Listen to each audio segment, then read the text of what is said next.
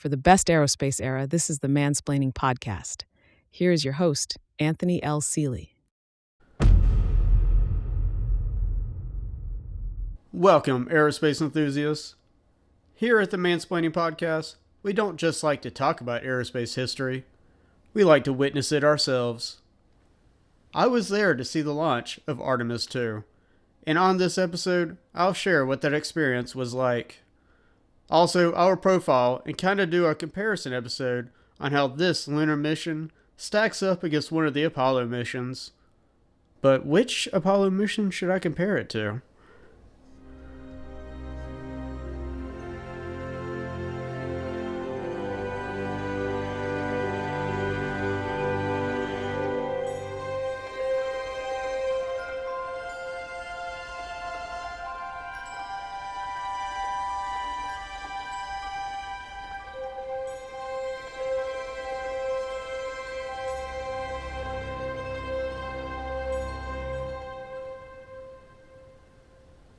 This question has been asked countless times since 1972. When are we going back?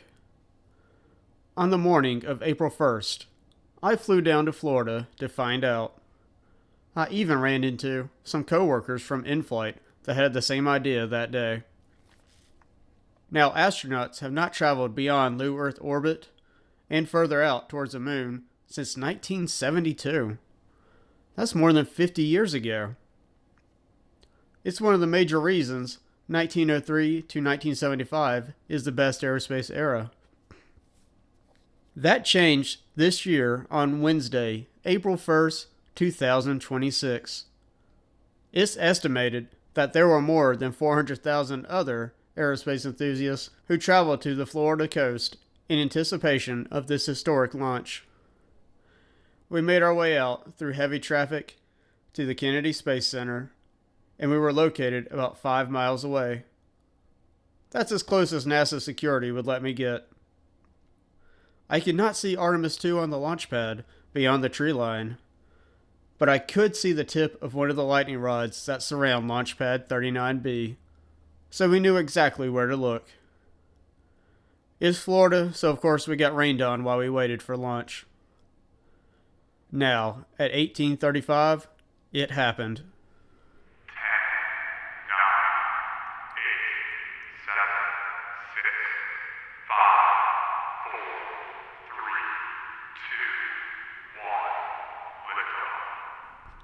The ground trembled slightly, and then we saw SLS climb up from the tree line. It was like seeing a skyscraper ascend into the sky. An incredible sight. The light coming from the rocket engines was bright enough to hurt your eyes. Everyone began to cheer.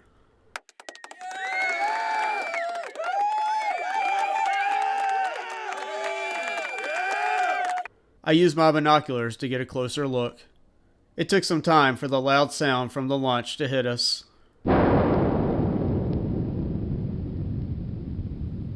I followed SLS with my binoculars on its trajectory up and over the Atlantic. I was able to see the two solid rocket boosters separate perfectly. In the span of just minutes, what looked like a skyscraper in the sky began to look like a star until it faded into the blue sky. An incredible scene.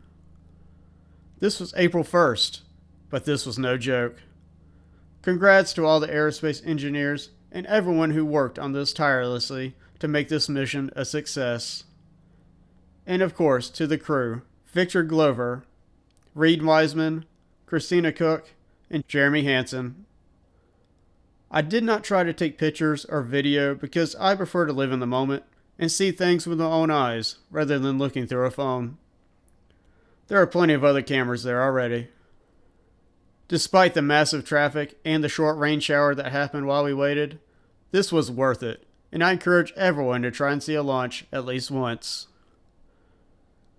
Now, there is a lot of information out there about Artemis II's mission on nasa.gov, artemislivetracker.com, and other socials.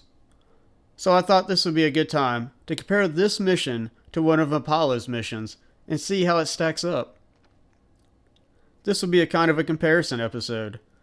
A lot has changed since the time of Apollo. For one perspective, a Ford Mustang GT back in the 1960s cost around $2,800, and now it costs around $50,000. That's inflation for you. Now Artemis II versus Apollo. But which Apollo mission? Let's compare Artemis II against Apollo 10. Why Apollo 10? Why not Apollo 10? There are some interesting similarities between these two lunar missions, but there is one major reason I chose Apollo 10 here, which I will get to at the end. Let's get into it.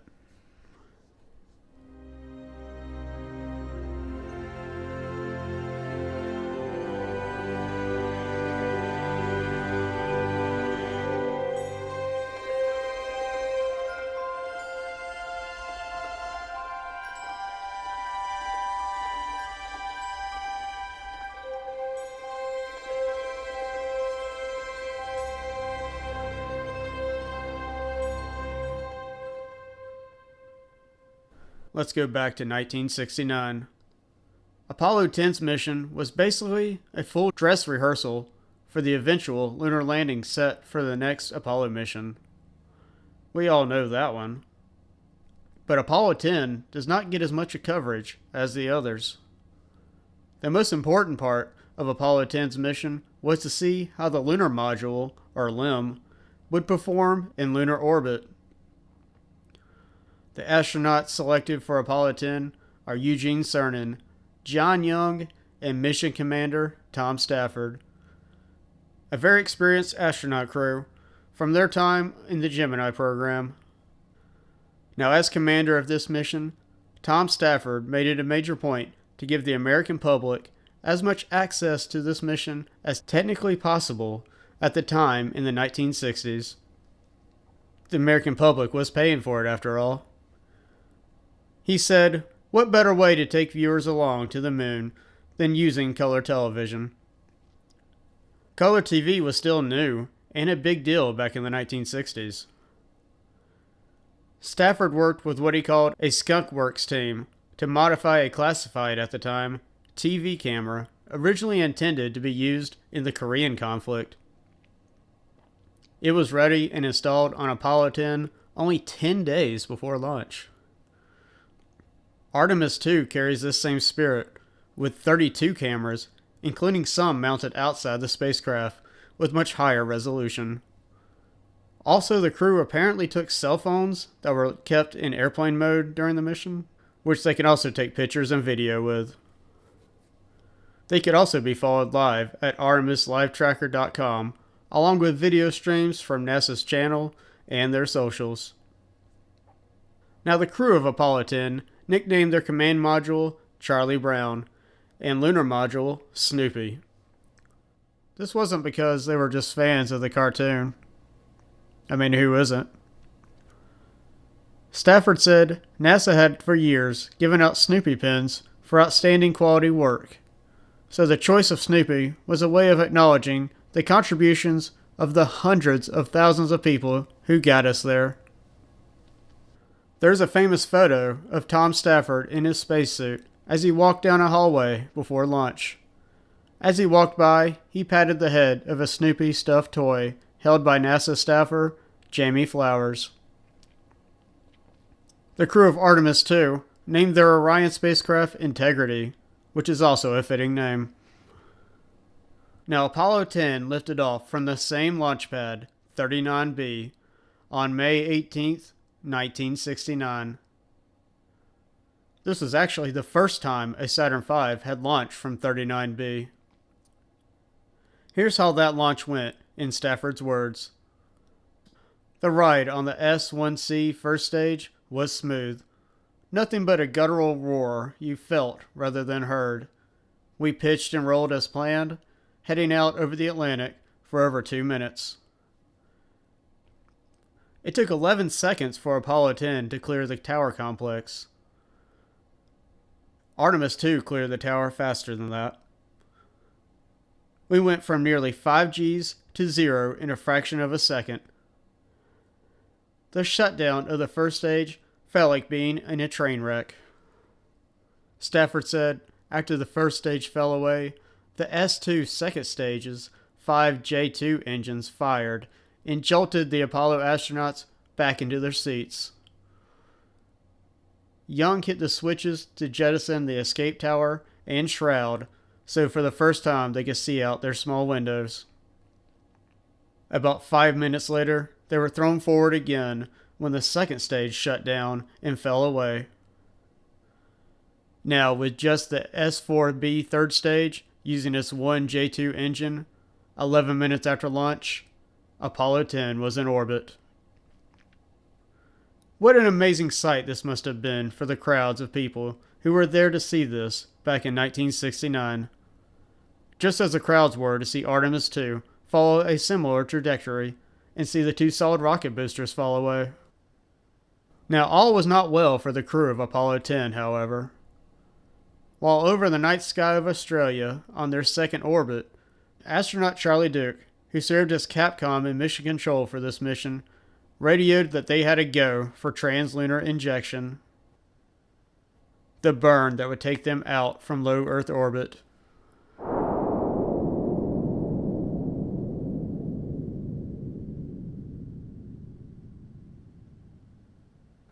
Stafford said, "As our speed rose, so did a disturbing sensation from the S-4B engine. A kind of flutter and vibrations grew so strong we could not read the dials on the control panel." Stafford said he could barely get the words out of his mouth as he tried to radio the situation. The vibrations were so violent that Stafford actually placed his hand on the abort handle that could end their lunar mission right then and there. "I told myself, if she's going to blow, she's going to blow." That's the kind of judgment call only an experienced test pilot and astronaut can make. Stafford, Young, and Cernan endured this vibration until shutdown. Later, a faulty helium vent was determined to be the cause of the violent oscillations, a problem aerospace engineers fixed before the next Apollo missions. About 4 hours later, the command module Charlie Brown separated from the S-4B stage. Young performed the complex maneuvers required for the command module to rendezvous and dock back with the lunar module, Snoopy, which was still housed in the S-4B. "We have a capture," Stafford radioed to Mission Control. The crew of Apollo 10 could finally take a breath.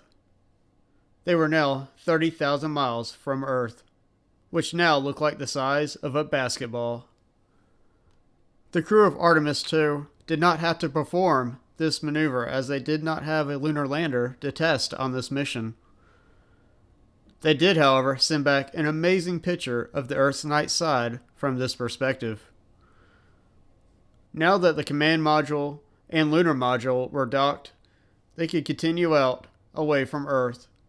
Next stop, the Moon. The crew of Apollo 10 did a television broadcast on their way to the Moon, just as Artemis II did with streaming services. Now, did anyone watch the live coverage from Artemis II's flyby of the Moon? We got access from inside and outside the Orion spacecraft, and we were able to see the Moon in great detail as it got bigger on their approach. There were some big moments here from this lunar flyby that I want to mention here. How about the moment Artemis II passed the distance mark set by Apollo 13? The furthest distance that Artemis II achieved was 252,756 miles, according to ArtemisLiveTracker.com. This is a new aerospace record. How about the moment the crew revealed that they brought the U.S. flag that was intended to be mounted on the Moon on Apollo 18, but that mission was canceled due to budget cuts. There was also the message from astronaut Charlie Duke, who I mentioned before was the Capcom for Apollo 10, and who later walked on the Moon on Apollo 16. And as of the time of this recording, Charlie Duke is still with us at the age of 90. Also, the chilling moments like the message from astronaut Jim Lovell that he recorded for the Artemis crew before he passed away just last year. His message began with, "Welcome to my old neighborhood." And of course, the moment Jeremy Hansen suggested, on behalf of the Artemis crew, naming one of the lunar sites on the surface Integrity after their Orion spacecraft, and another site named Carol after mission commander Reed Wiseman's late wife who died of cancer just a few years ago. Afterwards, the crew of Artemis II all embraced each other in zero gravity. This was an awesome and truly human moment here. Something positive we all needed with everything going on down here on Earth. They also gave us some truly awesome new pictures of the moon. Now back to May 20th, 1969. Apollo 10 was 150,000 miles from Earth at a speed of 2,500 miles per hour and accelerating as they were captured by the lunar gravity. Their trajectory was so on point that 3 of the 4 burns scheduled were canceled. And in contrast to Artemis II's view of the moon on approach, the crew of Apollo 10 could not see it at all. Although John Young said he thought he could see a dark spot in the stars. Stafford radioed to Mission Control, "We'll take your word for it that it's there." It wasn't until they passed around the dark side of the moon, the side that we never see from our perspective here on Earth, that they got a look at the lunar surface. This is a critical time when they are out of contact. Cernan said, "God, that moon is beautiful. We're right on top of it."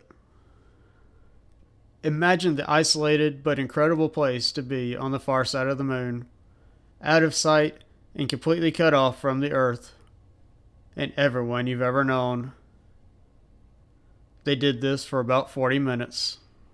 I wonder if any astronaut who has ever experienced this had the irrational thought, what if the Earth is not there when we come back around? Isn't there a song about the dark side of the moon? Maybe that one was on Artemis's playlist. When Artemis II did this, another record was made. It was the furthest humans had ever been separated, as Artemis was on the far side of the moon, and those on ISS, the International Space Station, were on the far side of Earth. Now, unlike Artemis II, who just did a flyby of the moon and headed back to Earth, Apollo 10 had some work to do. Their surface propulsion system fired and slowed them down to 3,700 miles per hour to achieve orbit about 60 miles above the lunar surface. They admired the gray, black, yellow, and reddish colors of the ground and watched the Earth rise. They performed another television broadcast. After that, it was time to get some sleep, because the next day, Cernan and Stafford were going to take Snoopy, the lunar module, for a walk.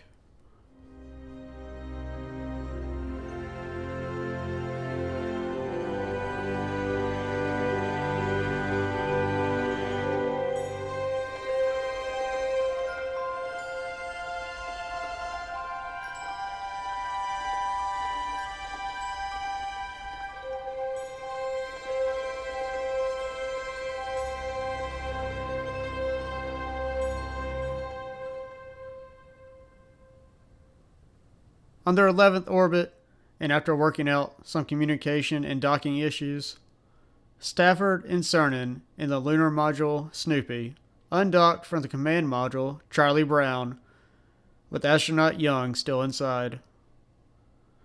Cernan radioed to Young, "Don't leave without us." The command module is their only ride back home. As the lunar module descended down to the surface of the moon, Stafford said, "The rocky surface of the moon loomed closer and closer. We were only 35,000 feet above, not much more than a commercial airliner cruising above the surface of the Earth." They got a closer look than the crew of Artemis II. What an incredible sight Stafford and Cernan had as they flew along a flight path that was called the Freeway, or US 1. Along this path were mountains, craters, and a location called Tranquility. You may have heard of that one. They took pictures of future landing sites and tested the lunar module's landing radar system. Valuable data that was needed for Apollo 11's mission, scheduled for just a few months later. Stafford also got a look at a ridge named after his wife, Faye. He also had a hot mic moment here. Yes, it even happens to astronauts. As they came up on the gigantic crater named Sensorius, Stafford said, "It's bigger than shit." Back on Earth, reporters ask, did he actually just say that? Astronaut Jack Schmidt said, no. He said it's bigger than Schmidt. He was talking about me. I doubt they bought that. After they flew around the dark side, it was time to ascend back up and rendezvous and dock with the command module. This is where they ran into a self-inflicted problem. Stafford inadvertently hit the abort guidance system to auto when it should have been left on hold altitude. The limb flipped end over end. Even our astronauts make mistakes. After a few more cuss words were heard over the radio, Stafford and Cernan were able to right the craft and fire their ascent engine. Now back up to a higher lunar orbit, Young in the command module maneuvered to dock with the limb. Stafford and Cernan waited until they heard the boom, followed by the bang of the latches.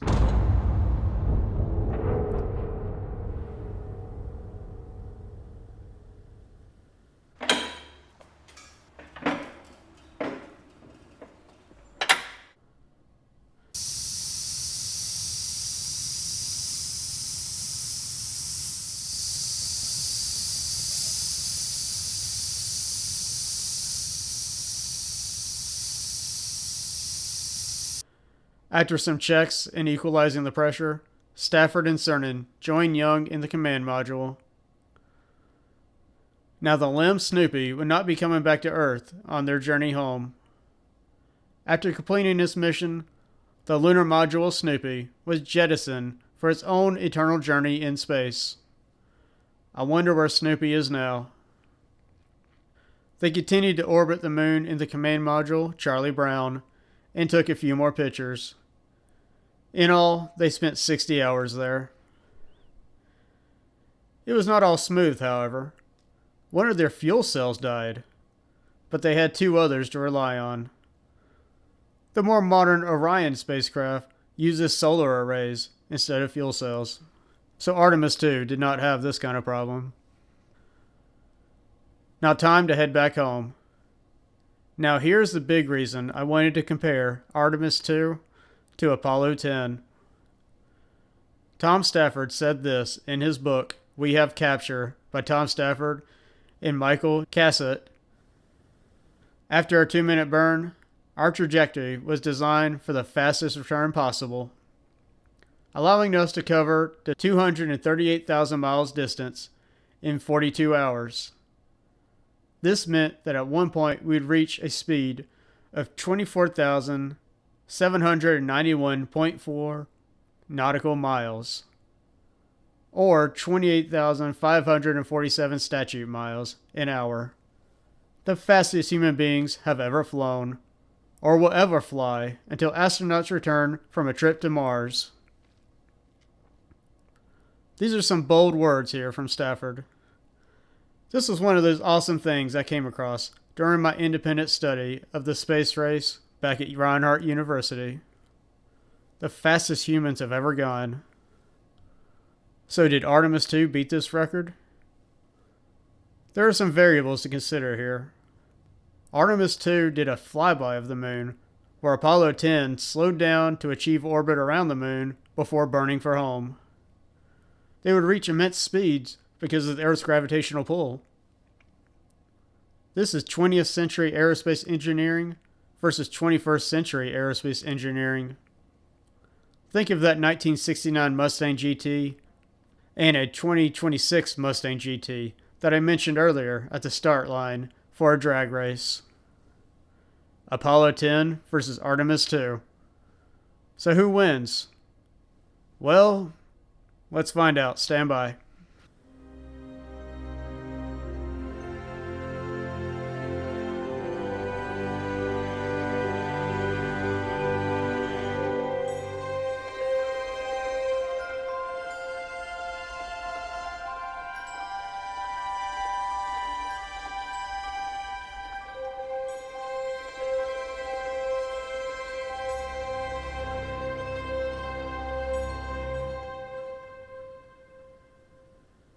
I checked a few different sources because there's some conflicting information out there. But the answer is no.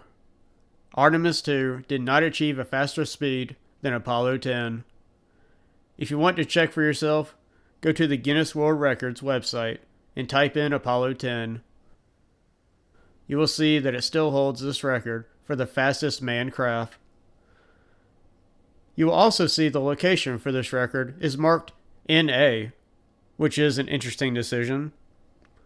This monumental mark stays with Apollo 10 and in the best aerospace era. Now back to Earth.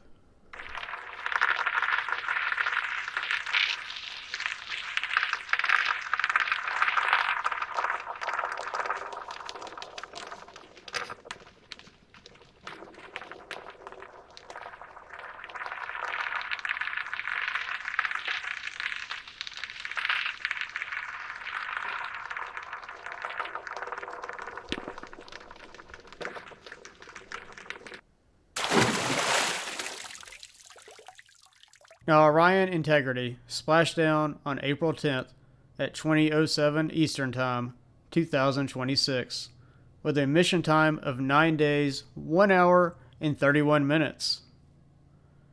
Command Module Charlie Brown splashed down on May 26th at 12:53 Eastern Time, 1969, with a mission time of 8 days and 3 minutes. Both Apollo 10 and Artemis II's mission was to set the stage for future lunar missions around and on our ever-present satellite and the largest object in our night sky. I have seen a lot of pictures online with Artemis II beside Apollo 8, 11, and 17 respectively. This is great and will get more people interested in the achievements of those from the best aerospace era. With this mission, are we on the precipice of a new golden age of aerospace? Or do you think this is all a conspiracy, and Apollo 10 was filmed in a Hollywood studio, and Artemis 2 was done using AI and deepfakes? As someone who was there at launch, it looked real to me. Thank you so much for listening, and remember, there's always a light at the end of the runway. Follow the Mansplaining podcast for more stories from the best aerospace era, or go to bestaerospaceera.com or find us on social media.